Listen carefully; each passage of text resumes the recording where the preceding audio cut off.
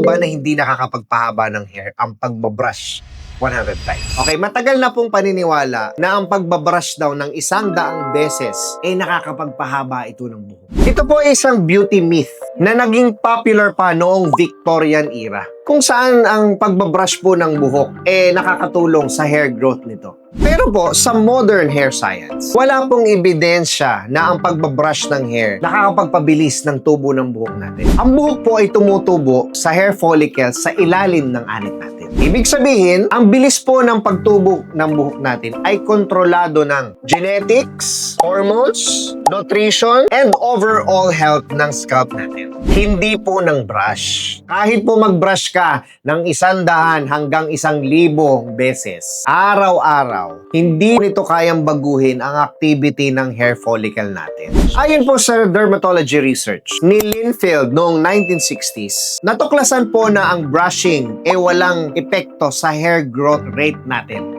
Dahil ang hair growth po ay nangyayari sa loob po ng hair follicle natin, sa balat natin. Pero meron pa pong isang bagay na importante na dapat nating malaman. Yung pong oil or sebum na nanggagaling sa scalp natin, na natural food ng hair natin, nakakatulong po yan sa pagiging healthy ng buhok natin. Dahil sa pagsusuklay po natin, natutulungan natin na maikalat noong brush at noong brushing yung sebum na nandito sa part na ito, na maikalat niya doon sa bandang gitna hanggang sa baba ng hair natin. Okay, so professional tip po, hindi po natin kailangang i-brush 100 times ang mga buhok natin. Mas mahalaga pa rin po ang gentle brushing, paggamit ng tamang brush, pagditanggel po mula sa ends hanggang sa roots ng inyong mga buhok, at pag-iwas po sa sobrang friction ng buhok. Pero, importante pa rin po ang brushing dahil mas naikakalat nito yung sebum or natural food ng hair natin. Okay, so this is your King of Hair, Miguel Ais, and I choose Aura.